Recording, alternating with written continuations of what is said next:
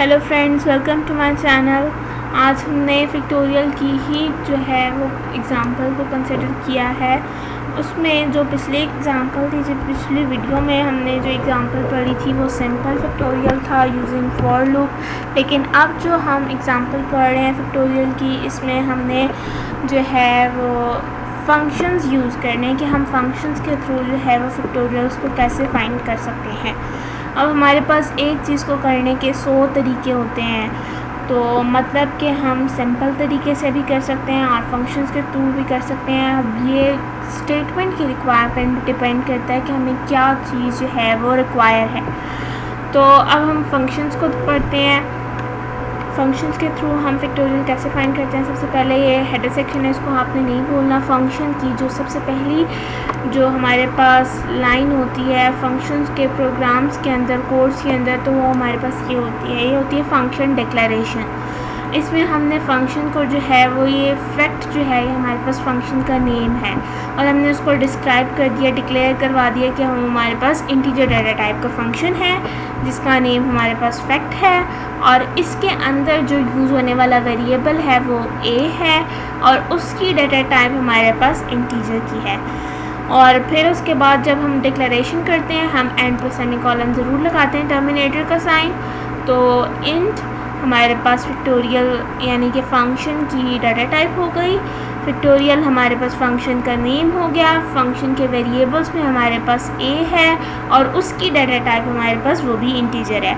Int main से start करते हैं। हमारे पास जो हमने यहाँ पे लिया है हम वो भी ले सकते हैं, लेकिन बेटर है कि हम फंक्शन की बॉडी के अंदर जो यूज़ करने वाले हैं वो हम वेरिएबल जो है वो चेंज लें। अब फॉर एग्ज़ाम्पल हमने इधर एक वेरिएबल ले लिया है n, इसके थ्रू हम वैल्यू यूज़र से गेट करेंगे। सी आउट एंटर नंबर, यूज़र यहाँ पर वैल्यू को एंटर करवाएगा जो कि cn के थ्रू जो है वो n के अंदर शिफ्ट हो जाएगी। फिर उसके बाद अब फैक्ट ऑफ n, ये हमारे पास है फंक्शन कॉलिंग का प्रोसेस। फंक्शन कॉलिंग का प्रोसेस है ये हमारे पास, और ये हम साथ में रन नहीं करेंगे, वैसे आपको बताने के लिए फंक्शन कॉलिंग का प्रोसेस है। और यहाँ पे फंक्शन डिक्लेरेशन थी, यहाँ पे फंक्शन इनिशियलाइजेशन होगी। अच्छा, फ़िलहाल हम फंक्शन कॉलिंग पे थे। फंक्शन कॉलिंग क्या करेगा कि हमारे पास फंक्शन का नेम लिख देगा और साथ में जो हमने यहाँ पे एक डमी वेरिएबल यूज़ किया है, डमी वेरिएबल हमारे पास यहाँ पे n है, वो हम यहाँ पे इसको दे देंगे ताकि ये वाला जो n, ये वाली वैल्यू a को असाइन करे और फिर जो है वो हमारा फंक्शन परफॉर्म हो। ठीक है, जो हमने वेरिएबल इधर लेना है वो हम यहाँ पर मोस्टली तो यूज़ नहीं करते, लेकिन कुछ यूज़ भी कर लेते हैं और जो है वो हमारा आंसर भी ठीक आ देता है कुछ केसेस में। ज़्यादातर हम यहाँ पर डिफरेंट वेरिएबल नेम लेते हैं।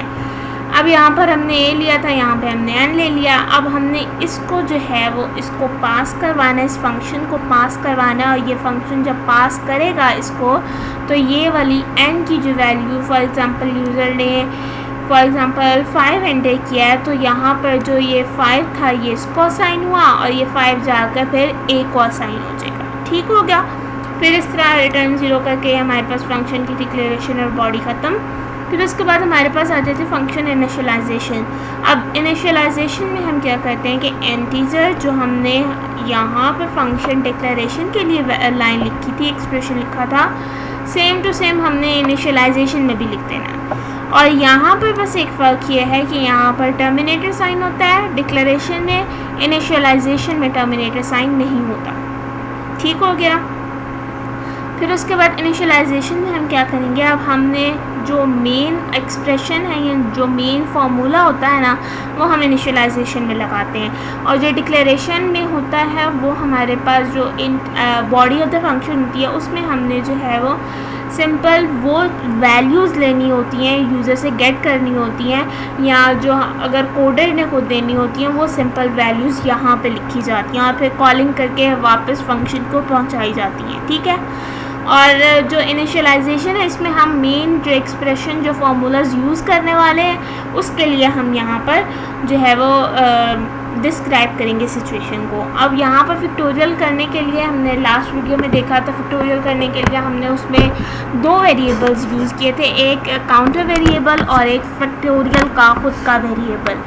अब यहाँ पर भी हम वही चीज़ लेंगे कि हमने एक सी का एक काउंटर वेरिएबल ले लिया और फैक्टोरियल का जो है वो हमने एक वेरिएबल ले लिया फा, एफ ए के नाम से। फैक्टोरियल हम पहले से फंक्शन नेम यूज़ कर रहे हैं, इसलिए हमने फैक्ट नहीं लिखा, यहाँ पर सिंपल फा लिख दिया है। अगर आप पेपर यहाँ खुद ही कोडिंग करो तो आपने यहाँ पर फैक्टोरियल पूरा लिख लेना है फंक्शन का नेम, और इस इनिशियलाइजेशन की जगह आपने फैक्ट लिख लेना है, ठीक है, फिर वो आपका ठीक चल जाएगा। अब यहाँ पर इसने फिर 1 से इनिशियलाइज करवा दिया। लास्ट वीडियो में मैंने आपको इसकी रीज़न बताई थी कि हमने फैक्टोरियल को 1 से इनिशियलाइज क्यों करवाना है, क्योंकि इसके अंदर मल्टीप्लिकेशन होती है और मल्टीप्लिकेशन डिफ़ॉल्ट में हमारे पास फैक्टोरियल के अंदर वो 0 ले लेगा अगर हमने इनिशियलाइज नहीं करवाया, और अगर जब हम 1 से इनिशियलाइज करवा देते हैं तो मतलब कि हमारे पास आंसर 0 नहीं डिस्प्ले होने वाला। अगर तो आप डिफ़ॉल्ट मतलब कि इनिशियलाइजेशन नहीं करवाते हो तो आपका आंसर 0 आ सकता है। क्यों? क्योंकि डिफ़ॉल्ट वैल्यू वो 0 कंसिडर कर लेगा या कोई भी गार्बेज वैल्यू कंसिडर कर लेगा। अब हमारे पास है फॉर लूप। फॉर लूप किस लिए लग रहा है कि हम वैल्यूज़ का जितनी भी वैल्यू है, फॉर एग्जांपल 6 का फैक्टोरियल फाइंड करना है तो वो हमारे पास 6 टाइम लूप चलना चाहिए, तो इसलिए हमने फॉर लूप लगा लिया। और जिस तरह हमने लास्ट वीडियो में सिंपल प्रोग्राम के लिए किया था, सिंपल फैक्टोरियल फाइंड करने के लिए, वही एक्सप्रेशन जो है वो हम उठा के इधर भी डाल देंगे कि factorial is equals two factorial into counter variable. ठीक हो गया। और फिर उसके बाद सिंपली जो है वो हम फैक्टोरियल को डिस्प्ले करवा रहे हैं। अब इसको रन करके देखते हैं कि हमारे पास आंसर इसका भी सेम आएगा, लेकिन हमने कोडिंग जो है वो फंक्शंस के थ्रू करनी है बस। अब उसने फिर हमसे मांगा कि एंटर नंबर, में 5 एंटर करती हूँ तो हमारे पास आंसर देखें फैक्टोरियल इज इक्वल्स टू 120। हमारे पास जो आंसर डिस्प्ले होना था उसने डिस्प्ले कर दिया। हमारी जो रिक्वायर्ड आउटपुट थी वो हमें रिसीव होगी। अगर हम इसी तरह जो हमने लास्ट वीडियो में सिंपल फैक्टोरियल के लिए फ़ाइंड किया था, हम इसमें भी फ़ाइंड करें तो हमें ज़्यादा क्लियर हो जाएगा। अगर हम 1 का फैक्टोरियल निकालते हैं तो हमारे पास 1 आता है, और अगर 2 का फैक्टोरियल निकालते हैं तो हमारे पास 2 आएगा, ठीक है। और अगर हम 3 का फैक्टोरियल निकालते हैं तो हमारे पास 6 आएगा। 3 का फैक्टोरियल निकालो भाई, और फैक्टोरियल इज इक्वल्स टू 6। अगर इसी तरह हम 4 का निकालेंगे तो हमारे पास 24 आंसर आएगा। ठीक हो गया।